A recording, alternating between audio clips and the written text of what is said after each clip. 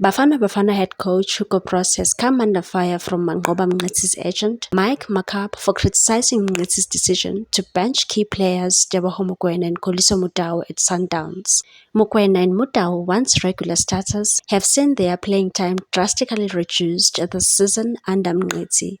Despite their lack of game time, Bros has remained steadfast in his faith in the duo, selecting them for South Africa's impressive 5-0 win over Congo in last Friday's AFCON qualifiers. After the emphatic win, Bros publicly questioned Mngqithi's decision to sideline Mokoena and Mudau, particularly praising Mokwena's growth over the past 2 years. Bros said the progression Teboho has made in the last 2 years has been enormous. He's become a very good player.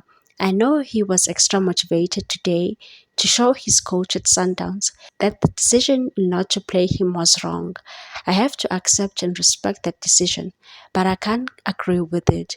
Today proved why I believe he should be playing more often at the club level, but it's not my problem. However, Mngqithi's longtime representative Manqoba defended the Sundowns coach, dismissing Bros' criticism as misplaced. Speaking on Gagasi FM, Manqoba emphasized Mngqithi's professionalism, stating that the coach's decisions are based purely on merit and the need to secure results. And said, I've worked with Manqoba for 12 years, and I can tell you he's not someone who holds grudges or plays favorites. He understands that his career will be judged on results, so he has to select the players who he believes will deliver for him.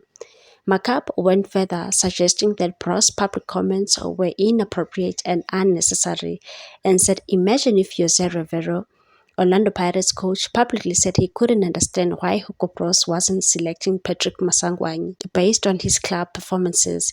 It would be out of line. I understand Bros wants his best players available, but for him to make such comments, it's out of order. Please like, comment, share, and subscribe for more sports news.